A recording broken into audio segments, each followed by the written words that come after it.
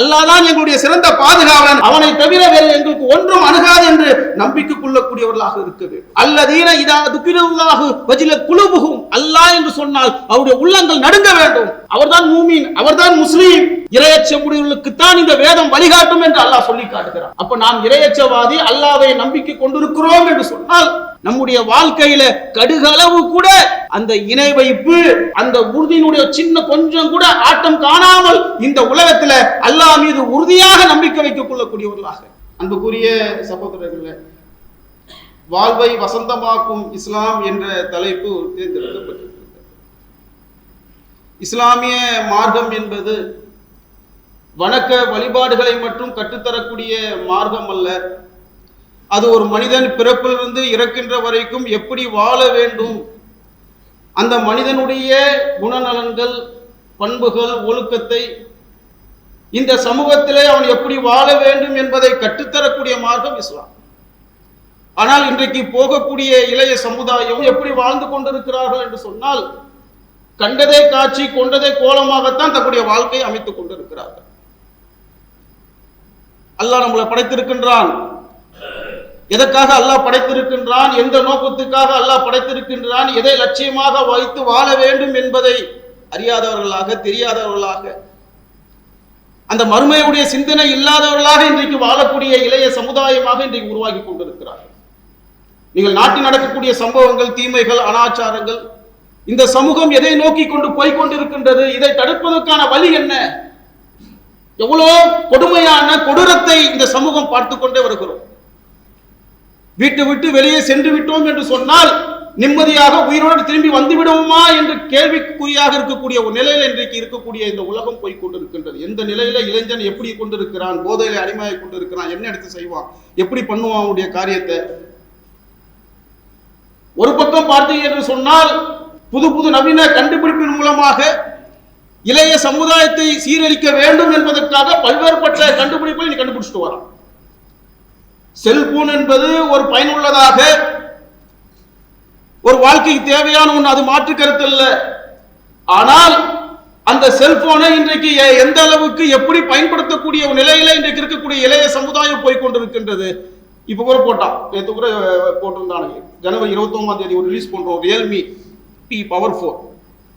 நீங்க ஒரு முறை சார்ஜ் போட்டா போதும், ஒரு வாரம் வரைக்கும் சார்ஜ் நிக்குமா. 32 மணி நேரம் நீங்க வீடியோவை பார்த்து கொண்டே இருக்கலாம். அப்ப பாருங்க என்ன ஆகும் என்பதை நீங்கள் சிந்தித்து பாருங்கள்.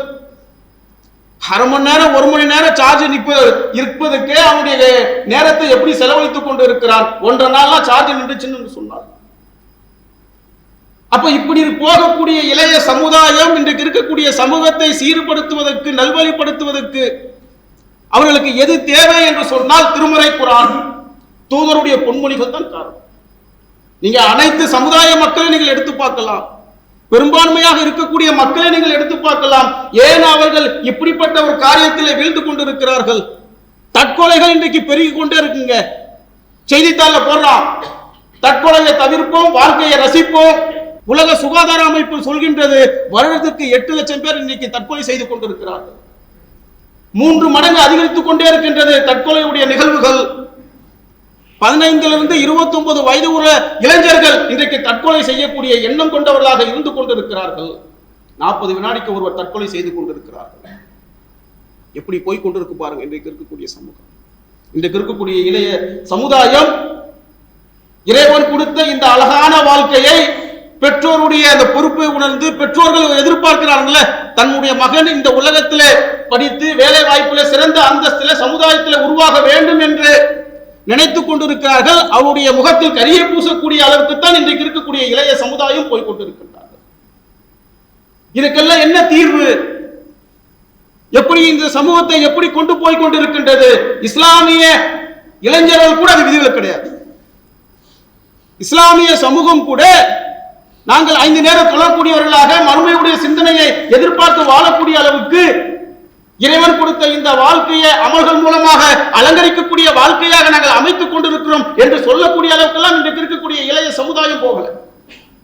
எப்படி இந்த சமூகம் திருமறை குர்ஆனை பார்க்கிறார் என்று சொன்னால் அது இஸ்லாமியர்களுக்கு உரியது மட்டும் என்று பார்க்கிறார்கள். இல்லை, இந்த ஒட்டுமொத்த உலகத்துக்கும் அல்லாஹ் ரப்புல் ஆலமீன் அறிவுரையாக அல்லாஹ் சொல்லி காட்டுகிறார். மனிதர்களே, உங்கள் இறைவனிடமிருந்து உங்களுக்கு அறிவுரை வந்திருக்கின்றான். உள்ளத்துக்கு நோய் நிவாரணம் வந்திருக்கின்றது. எப்படி இந்த உலகத்தில் ஒரு மனிதன் அவனுடைய வாழ்க்கையில நம்பிக்கையின்மை, துக்கம், தடுமாற்றம், கஷ்டம், பதற்றம், ஏமாற்றம், மன அமைதி, விரக்தி, தோல்வி எதெல்லாம் இந்த உலகத்தில் அவன் எதிர்கொள்வானோ இதற்கெல்லாம் அருமருந்தாக அல்லாஹ் ரப்புல் ஆலமீன் இந்த குர்ஆன்ல இருக்கின்ற அல்லாஹ் சொல்லி காட்டுகிறான். எப்படிப்பட்ட மார்க்கம் பத்திகளா?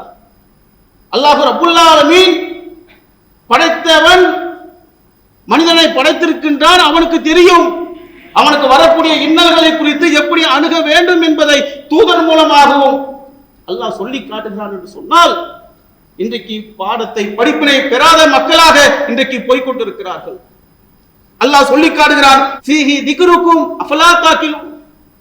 உங்களுக்கு ஒரு வேதத்தை கொடுத்திருக்கிறோம்பா, அதுல நட்போதனை உள்ளது, நீங்கள் சிந்திக்கவே மாட்டீர்களா? அல்லாஹ் கேட்கிறான். சிந்திச்சு பாருப்பா, திருமறை குர்ஆன் என்ன சொல்கின்றது? இந்த உலகத்திலே என்னுடைய வாழ்க்கை வசந்தமாக வேண்டும் என்று சொன்னார். எல்லாருக்கும் இந்த உலகத்தில் அல்லாஹ் ரப்புல் ஆலமீன் மகிழ்ச்சியான வாழ்க்கை அல்லாஹ் கொடுக்கலங்க. யாருக்கும் சரி, நீங்க அம்பானி எடுத்துக்கொண்டாலும் சரி, அதானியாக எடுத்துக்கொண்டாலும் சரி, இந்த பொருளாதாரத்தில் இந்த உலகத்தில் புரண்டாலும் சரி, யாருக்கும் மரணம் இல்லாத வாழ்க்கை, துக்கம் இல்லாத வாழ்க்கை, துயரம் இல்லாத வாழ்க்கை அல்லாஹ் தரவில்லை. எல்லாருக்கும் அல்லாஹ் கொடுக்கிறார். ஆனால் அந்த ஏற்படக்கூடிய அந்த துக்கத்தை, துன்பத்தை, துயரத்தை எப்படி இந்த உலகத்தில் அணுகுவது? ஒரு இறை நம்பிக்கையாளன், மறுமை நம்பிக்கை உடையவன், அவனை தவிர இந்த உலகத்தில் வீழ்ந்து விடுவார்கள். எப்படி அணுகுன்னு தெரியாத. அதனால இன்றைக்கு இருக்கக்கூடிய சமூகம் இப்படிப்பட்ட நிலைக்கு போய்கொண்டிருக்கின்றது. தற்கொலையை நாடி தற்கொலை செய்யக்கூடிய ஒரு சமூகமாக இன்றைக்கு போய்கொண்டிருக்கின்றது. நபிகள் நாயகம் ஸல்லல்லாஹு அலைஹி வஸல்லம் சொல்கின்றார்கள், ஒவ்வொரு இறை தூதருக்கும் பல்வேறு தரப்பட்ட அற்புதத்தை அல்லாஹ் கொடுத்தான். எனக்கு வழங்கப்பட்ட அற்புதம் குர்ஆன். குர்ஆனை அல்லாஹ் அற்புதமாக அல்லாஹ் கொடுத்திருக்கிறான். இந்த உலகத்தில் நான் சிறந்தவனாக, நல்லவனாக இன்றைக்கு புது புது கல்வி முறையை நாங்கள் படித்துக் கொண்டிருக்கிறோம், பலதரப்பட்ட படிப்புகளை படித்துக் கொண்டிருக்கிறோம் என்று சொல்கின்றார்களே, இன்றைக்கு பாவங்கள், தீமைகள் செய்யக்கூடியவர்கள் யார்? பேப்பர்ல கூட போட்டான், படிக்கக்கூடிய பட்டாதாரி கஞ்சா விற்று கைது. பார்த்தீங்களா? இன்றைக்கு இருக்கக்கூடிய படித்த படிப்பு கூட அவர்களை சீர்படுத்தவில்லை, நல்வழி பக்கம் கொண்டு வரவில்லை. ஆனால் ஒரு மனிதன் குர்ஆனை படித்தான் என்று சொன்னால், மறுமை மீது நம்பிக்கை வைத்திருந்தான் என்று சொன்னால், அவனுடைய வாழ்க்கை சீராகும், சிறப்பாக இருக்கும். அல்லாஹ்வின் தூதர் சொன்னார்கள், இந்த மார்க்கம் என்பது யஸ்ஸிரு, இலகுவானது, இலகுவான மார்க்கம். இது வணக்க வழிபாடுகளிலும் சரி, வாழ்க்கை முறைகளிலும் சரி, அழகான முறையை கற்றுத்தரக்கூடிய மார்க்கம் இஸ்லாமிய மார்க்கம்.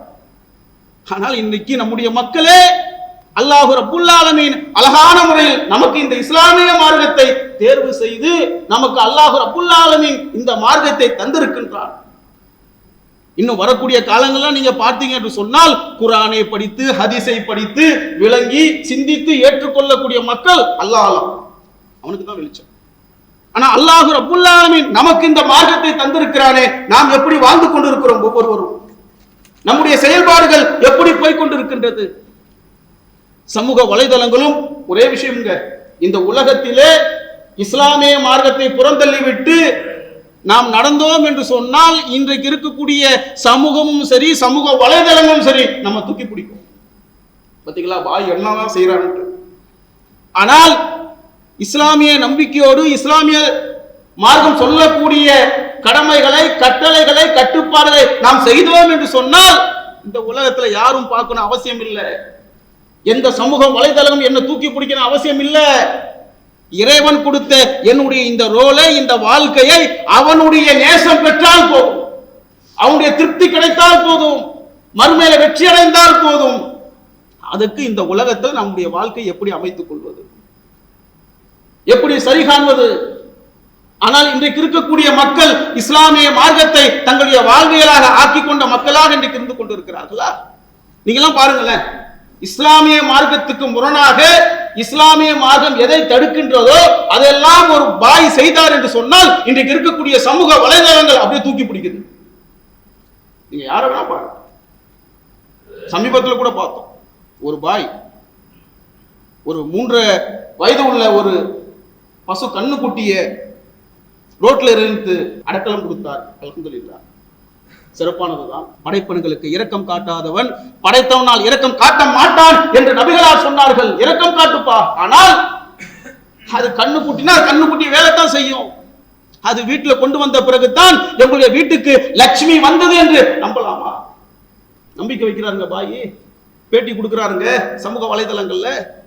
இப்படி ஒரு முஸ்லீம், ஒரு மூமின், இது யாருடைய நம்பிக்கை? இது யாருடைய சிந்தனை? இது ஒரு இறை நம்பிக்கையாளர் என்று சொன்னால் குல்லை யுசீபனா இல்லாமா கதபல்லாஹு அலா ஹுவ மௌலா, அல்லாஹ் விதித்ததை தவிர வேறு ஒன்றும் எங்களுக்கு அணுகாது. அப்படி நம்பிக்கை வைக்கணும் அல்லாஹ் மீது. அல்லாஹ் தான் எங்களுடைய சிறந்த பாதுகாவலன், அவனை தவிர வேறு எங்களுக்கு ஒன்றும் அணுகாது என்று நம்பிக்கை கொள்ளக்கூடியவர்களாக இருக்க வேண்டும்.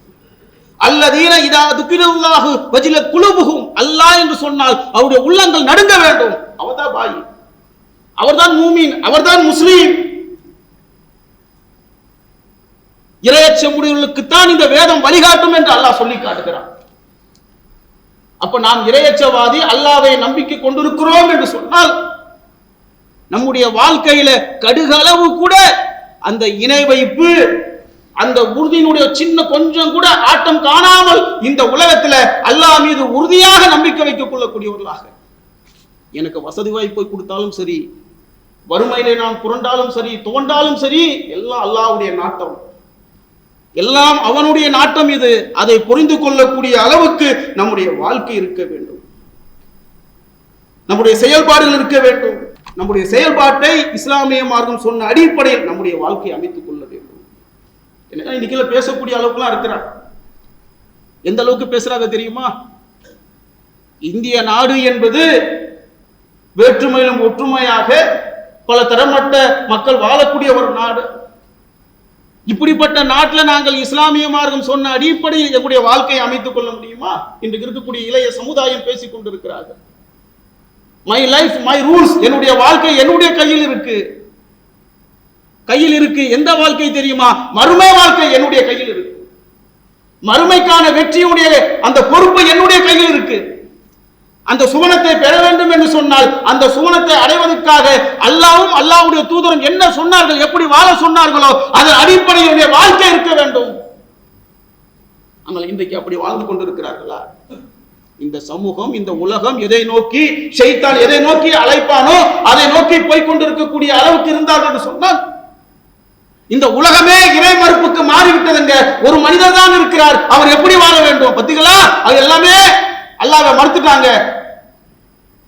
அல்லாஹ்வை மறுத்தாலும் சரி, நான் அல்லாஹ்வின் மீது நம்பிக்கை வைத்து ஈமானோடு இறைச்சவாதியாக இஸ்லாமிய மார்க்கம் சொன்ன அடிப்படையில் என்னுடைய வாழ்க்கை இருக்க வேண்டும். எனது தொழுகை, எனது வணக்க முறை, எனது வாழ்வு, எனது மரணம் அந்த ரப்புக்கு தான். யார் இப்படிப்பட்ட நம்பிக்கை வைப்பார்கள்? வானம் பூமி அவ்விரண்டுக்கும் மற்றவற்றை நாம் வீணாக படைக்கலப்பான் அல்லாஹ் வீணாக படைத்திருக்கின்றது என்பது யார் நினைப்பார்கள் தெரியுமா? கஃபரு, இறை மறுப்பாளர்கள், அல்லாஹ்வை மறுக்கக்கூடியவர்கள். அவர்களுக்கு தெரியாது, அல்லாஹ்வுடைய படைப்பெல்லாம் சிந்திக்க மாட்டார்கள். ஆனால் ஒரு மூமின் என்று சொன்னால் இந்த உலகத்தை சிந்திப்பான், படைப்புகளை சிந்திப்பான், ஆராய்வான். அப்ப அப்படிப்பட்ட மூமினாக முஸ்லிமாக இருக்கிறோம் என்று சொன்னால் சிந்தித்து பார்க்க வேண்டும். இந்த சமூகம், இந்த உலகம் எதை நோக்கி போனாலும் சரி, என்னுடைய வாழ்க்கை இஸ்லாமிய மார்க்கம் சொன்ன அடிப்படையில் வாழக்கூடியவனாக நான் இருக்க வேண்டும். இஷ்டப்படி நான் அந்த உலகத்தை வாழ மாட்டேங்க, இஸ்லாம் சொன்ன அடிப்படையில் தான் என்னுடைய வாழ்க்கை இருக்கும். அப்படி வாழ்ந்தோம் என்று சொன்னால் இந்த உலகத்திலும் சரி மறுமையிலும் வெற்றி. இல்ல இஸ்லாமிய மார்க்கத்தை புறந்தள்ளி விட்டு அது சொன்னபடிதான் என்னுடைய வாழ்க்கை வாழ மாட்டோம் என்று சொன்னால் அதற்கு அல்லாஹ் சொல்லி காட்டுகிறான், அளவில்லா அருளாளனின் அறிவுரையை யார் புறக்கணிக்கின்றார்களோ அவருக்கு ஒரு ஷைத்தானை ஏற்படுத்துவோம், அவனுக்கு அவன் நண்பனாகி விடுவான். ஷைத்தான் நண்பனாகிவிட்டால், ஒரு மனிதனுக்கு ஷைத்தான் நண்பனாகிவிட்டால் அவன் அந்த ஷைத்தான் அவனை சொர்க்கத்துக்கு கூட்டிட்டு போவானா, நரகத்துக்கு கூட்டிட்டு போவானா? என்னங்க இந்த பாயம்மா இப்படி போயிருச்சு, என்னங்க இந்த பாய் இப்படி போயிட்டாரு, என்ன காரணம்? அல்லாஹ்வுடைய வேத வரிகளை புறந்தள்ளினார், நபிகளாருடைய பொன்மொழிகளை புறந்தள்ளினார், ஷைத்தான் தூக்கிட்டு போயிட்டான் பாவமான காரியத்துக்கு, தீமையான காரியத்துக்கு. நல்வழியின் பக்கம், குர்ஆனின் பக்கம், தூதருடைய பொன்மொழியின் பக்கம். இலக்காங்க பெண்கள் பயான், ஆண்கள் பயான், தர்பியா நிகழ்ச்சி, ஒவ்வொரு மாதமும் செயல் திட்டம் எதற்காக வைக்கிறோம்? பெயருக்காகவா, புகழுக்காகவா? இல்லை, இந்த ஒட்டுமொத்த உம்மத்தும் மறுமையில சொர்க்கம் செல்ல வேண்டும், சுவனத்தை பெற வேண்டும். இந்த உலகத்திலே வாழ்கின்ற போது நல்ல சாலிகான பிள்ளையாக, தீன்குல செல்வனாக, தீன்குல செல்வியாக இந்த உலகத்திலே உருவாக வேண்டும் என்பதற்காகத்தான் பல தரப்பட்ட பணிகளை செய்கிறோம். அலட்சியமே வந்துடக்கூடாது நம்முடைய வாழ்க்கையில, அசால்ட்டே வந்துடக்கூடாது, ஒரு பொறும்போக்கே வந்துடக்கூடாது. என்னவா இப்படி இருக்கு, போன வாரம் தானே பெண்கள் பயான், இந்த வாரம் தானே ஆண்கள் பயான், என்னங்க தர்பியா? என்னுடைய வாழ்க்கை அப்படித்தான் இருக்கு. என்னுடைய செயல்பாடு இஸ்லாமிய மார்க்கம் சொன்ன அடிப்படையில் என்னுடைய வாழ்க்கையை நான் சரி செய்து கொள்ளக்கூடிய அளவுக்கு என்னுடைய வாழ்க்கை இருக்குது. நபிமார்களுடைய வாழ்க்கையை பாருங்க, பல நபிமாருடைய வாழ்க்கை வரலாறு அல்லாஹ் சொல்லி காட்டுகிறான். அவருடைய வாழ்க்கையுடைய வரலாறு அவர்களுக்கு வசந்தமாகியது என்று சொன்னால் வெகு இலகுவான முறையில் அவருடைய வாழ்க்கையை வசந்தமாக்கியதா? அல்லாஹ் லேசான முறையை கொடுத்துட்டானா? புரட்டி பாருங்கள், 12வது அத்தியாயம், யூசுப் அலைஹிஸ்ஸலாம், அஹ்ஸனுல் கஸஸ், அழகிய வரலாறை உமக்கு சொல்லுகிறோம் நபியே, ரசூலுல்லாஹ்க்கு சொல்றான். எவ்வளவு சிரமங்கள், எவ்வளவு கஷ்டங்கள், எவ்வளவு துக்கங்கள், யாரின் மூலமாக கஷ்டத்தை அல்லாஹ் கொடுக்கிறான்? சகோதரன் மூலமாகவே. தூக்கி பாலும் கிணத்துல போட்டு அங்கிருந்து மீண்டு வந்து அங்க போய் ஒரு அரண்மனையில தங்க வச்சு அங்க பிரச்சனை. அவ்வளோ கஷ்டத்துக்கு மத்தியிலும் கற்பு கரசராக, இறையச்சவாதியாக அல்லாஹ் ரப்புல் ஆலமீன் அவருக்கு அந்தஸ்தை கொடுக்கிறான். எகிப்திய நகரினுடைய கருவூலங்களுக்கு அதிகாரியாக அல்லாஹ் நியமிக்கிறான். பார்த்தீங்களா? அல்லாஹ் சொல்லி காட்டுகிறான், எகிப்து நாட்டில் யூசுப் அலைஹிஸ்ஸலாம் அவர்களுக்கு தங்குமிடத்தை ஏற்படுத்தி கொடுத்தோம், அவர் விரும்பியவாறு அங்க வாழ்ந்தார், மகிழ்ச்சியுடன் இருந்தார் யூசுப் அலைஹிஸ்ஸலாம். ஆனா ஆரம்ப காலத்துல எவ்வளவு கஷ்டங்க, எவ்வளவு துன்பங்க, எவ்வளவு துயரம்ங்க. நன்மை செய்வரின் கூலியை நாம் வீணாக்க மாட்டோம்னு அல்லாஹ் சொல்லி காட்டுகிறான். நான் தொழுகிறேன், வணக்க வழிபாடுகள் செய்கிறேன், தான தர்மங்கள் செய்கின்றேன், திக்ரு செய்கிறேன், அல்லாஹ்வை துதிக்கிறேன், அல்லாஹ்வுக்கு நன்றி செலுத்துகிறேன், இதுக்கெல்லாம் எங்க கூலி? அல்லாஹ் அங்க கொடுப்பான். இங்கேயும் சரி, அல்ஹம்துலில்லாஹ், அல்லாஹ் நம்மளை கைவிட மாட்டான். கண்ணியமான முறையில் அல்லாஹ் வாழ வைப்பாங்க. எவ்வளவு பேரை பார்க்கிறோம் சுயமரியாதையோடு, இப்படி கேட்க மாட்டோம் பாய், இப்படிதான் பாய் என்னுடைய வாழ்க்கை இருக்கும், அல்லாஹ் ஆக்குவாங்க. யூசுப் அலைஹிஸ்ஸலாம் கொடுத்த அதே அல்லாஹ் தானே இன்றைக்கும் இருக்கான், என்றைக்கும் இருப்பான், நித்திய ஜீவன். நமக்கு தரமாட்டானா? நம்முடைய பிள்ளைக்கு தரமாட்டானா? அல்லாஹ் நிச்சயமாக தருவான். ஆனால் வாழ்க்கையில அவர்களுக்கு இன்னல் வருகின்ற போது, துன்பம் வருகின்ற போது எப்படி அதை அணுகுவது, எப்படி அதை எதிர்கொள்வது, எப்படி பொறுத்துக் கொள்ளுகின்றார்களோ அதற்கு மூலமாகத்தான் அவருடைய வாழ்க்கை வசந்தமாக இருக்கின்றது என்று சொன்னால் நாமும் நம்முடைய வாழ்க்கையை சரி செய்யக்கூடிய அளவுக்கு அல்லாஹ் எவ்வளவு இந்த உலகத்துல கஷ்டத்தை வைத்தாலும் சரி, துயரத்தை வைத்தாலும் சரி, என்னுடைய சிந்தனை, என்னுடைய லட்சியம் எல்லாம் மார்க்கம் சொன்ன அடிப்படையில் தான் என்னுடைய வாழ்க்கை இருக்க வேண்டும். ரசூலுல்லாஹ் சொன்னார்கள், சுவனம் சிரமங்களால் சூழப்பட்டுள்ளது, நரகம் மன இச்சலினால் மூடப்பட்டுள்ளது. நாம் நினைக்கிறோம் இந்த உலகத்துல இஸ்லாம் இவ்வளவு போட்டு நெருக்கடி பண்ணுத பாய், ஹலாலா ஹராமாலாம் பார்க்க சொல்லுத பாய், இழுத்து ஹிஜாபை போட சொல்லுத பாய்.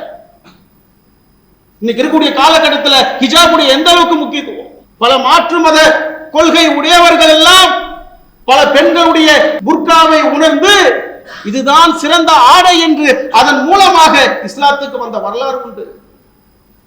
அவ்வளவு கண்ணியத்தை, அவ்வளவு அற்புதத்தை அழகான மார்க்கமாக இஸ்லாமிய மார்க்கம் தந்திருக்கு என்று சொன்னால், அப்படிப்பட்ட மார்க்கம் அதை அறிந்தவர்களாக, தெரிந்தவர்களாக நம்முடைய வாழ்க்கையை அமைத்துக் கொள்ள வேண்டும். நம்முடைய தூத நபிகள் நாயகம் ஸல்லல்லாஹு அலைஹி வஸல்லம் அந்த வாழ்க்கையை எடுத்து பாருங்கள். எவ்வளவு கஷ்டம், எவ்வளவு துயரம், எவ்வளவு துக்கம், எப்படியெல்லாம் அவருடைய வாழ்க்கையை அமைத்துக் கொண்டார்கள்.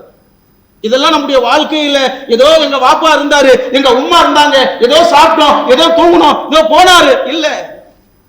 நம்முடைய மனைவிக்கு, நம்முடைய பிள்ளைகளுக்கு எடுத்து சொல்லுங்கள், எதற்காக இந்த உலகத்துல வாழ்கிறோம், யாருக்காக வாழ்கின்றோம், எதை லட்சியமாக வாழ வேண்டும். வாப்பா, நான் இந்த உலகத்துல இன்னைக்கோ நாளைக்கோ என்றைக்கோ நான் மௌத்தாகி விடலாம், ஆனால் நீ முஸ்லிமாக மன்னி, முஸ்லிமாக நீ மௌத்தாகு, அல்லாஹ்வுக்கும் அவருடைய தூதருக்கும் கட்டுப்பட்டு இந்த உலகத்துல நீ வாழு, மறுமையுடைய நம்பிக்கையை உள்ளமாக ஆழமாக பதிய வைத்துடு.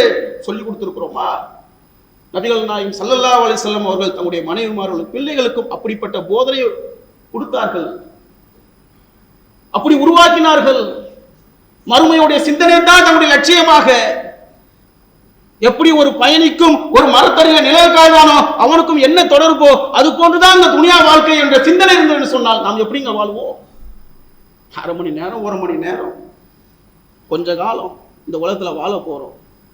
எது நிரந்தரமான வாழ்க்கையோ அதை வாழ வைக்க இருக்கக்கூடிய அளவுக்கு நம்முடைய வாழ்க்கை இருக்க வேண்டும் என்று சொன்னால் நபிகள் நாயகம் ஸல்லல்லாஹு அலைஹி வஸல்லம் அப்படிப்பட்ட வாழ்க்கையை வாழ்ந்தார்கள். அல்லாஹ் சொல்லி காட்டுகிறான், வலல் ஆகிரத்து கைருல் லக்க மினல் ஊலா.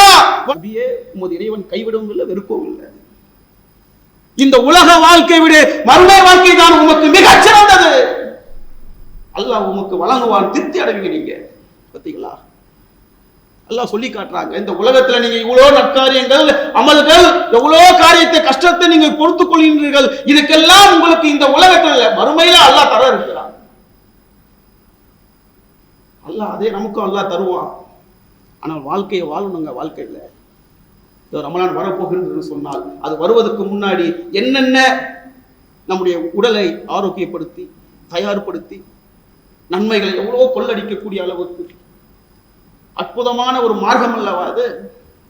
நீங்க பாருங்க, மற்ற மதத்தினெல்லாம் புண்ணியத்தை தேடுவதற்கு பொருளாதாரத்தை செலவு செய்து பல லட்சங்கள் கோடிகளை செலவு செய்து நாட்களை துறந்து விட்டு பல கிலோமீட்டர் போகக்கூடிய அளவுக்கெல்லாம் இன்றைக்கு இருக்கக்கூடிய மக்களை பார்க்கிறோம். ஆனால் புண்ணியம் பூத்திடக்கூடிய ஒரு ரமலான் நமக்கு வர இருக்கின்றது. அந்த ரமலான்ல என்னால் முடிந்த அளவுக்கு அந்த அமலை செய்யக்கூடிய அளவுக்கு என்னுடைய வாழ்க்கையை நான் அமைத்துக் கொள்வேன். அப்படித்தான் நபிமார்கள் தங்களுடைய பிள்ளைகளை, தங்கள் குடும்பத்தை உருவாக்கினார்கள். அல்லாஹ்வின் தூதருடைய பாசறையில் பயிற்றுவிக்கப்பட்ட அந்த சத்திய சகாபாக்களுடைய அந்த வாழ்க்கை எப்படி இருந்தது, எப்படி உருவாக்கினார்கள், எந்த நிலையில் இருந்தார்கள். வகுந்தும் அலா ஷஃபா குஃப்ரத்தின் மினன் நார். அல்லாஹ் சொல்லி காட்டுகிறான், நரகத்தின் படுகொலின் விளிம்பில் இருந்தார்கள். எட்ஜில் இருந்தாங்க நரகத்தினுடைய. அப்படியா என்று சொன்னால் இஸ்லாம் அல்லாஹ்வை வணங்கல, அல்லாஹ்வை நம்பிக்கை கொள்ளல, வாழ்க்கைனா என்னன்னு தெரியல, மனிதனைனா என்னன்னு தெரியல.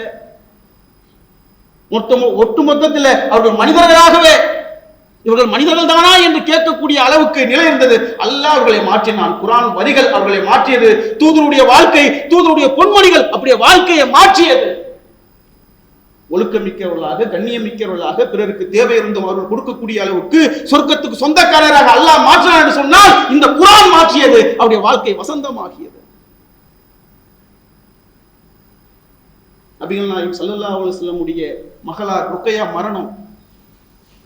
அவருடைய மரணத்துக்கு பிறகு மக்கள் பேசுகின்றார்களாம், உஸ்மான் ரலியல்லாஹு அவர்களும் ருக்கையா அவர்களும் சிறந்த தம்பதியாக இந்த உலகத்தில் வாழ்ந்தார்கள். பார்த்தீங்களா எப்படிப்பட்ட வாழ்க்கை. இன்றைக்கு நம்மை பார்த்து சொல்வார்களா, நல்ல சாலிகான குடும்பமாக கணவன் மனைவியாக இவர்கள் இந்த உலகத்தில் இருந்து கொண்டிருக்கிறார்கள், வாழ்ந்து கொண்டிருக்கிறார் என்று சொல்ல வாழ மாட்டோன்றவங்க. இஸ்லாமிய மார்க்கம் சொன்ன அடிப்படை நம்முடைய வாழ்க்கை இல்லையே. அப்ப அல்லாஹ் ரப்புல் ஆலமீன் நமக்கு இந்த மார்க்கத்தை தந்திருக்கிறான், இஸ்லாத்தை தந்திருக்கிறான். இறுதி மூச்சு வரை நமக்கும் நம்முடைய பிள்ளைகளுக்கும் நம்முடைய குடும்பத்தாருக்கும் இந்த இஸ்லாமிய மார்க்கத்தை எடுத்து சொல்லி அதன் அடிப்படையில் நம்முடைய வாழ்க்கையை அமைத்து இருந்தோம் என்று சொன்னால் நம்முடைய வாழ்க்கை வசந்தமாகும். அப்படிப்பட்ட வாழ்க்கையை அல்லாஹ் ரப்புல் ஆலமீன் தரக்கூடிய அனைத்து மக்களுக்கும் தரக்கூடிய பாக்கியத்தை தர வேண்டும் என்று பிரார்த்தித்தவனாக இந்த ஜும்மா முதல் வரை நிறைவு செய்கிறேன். அல்லாஹு அக்பர், அல்லாஹு அக்பர்.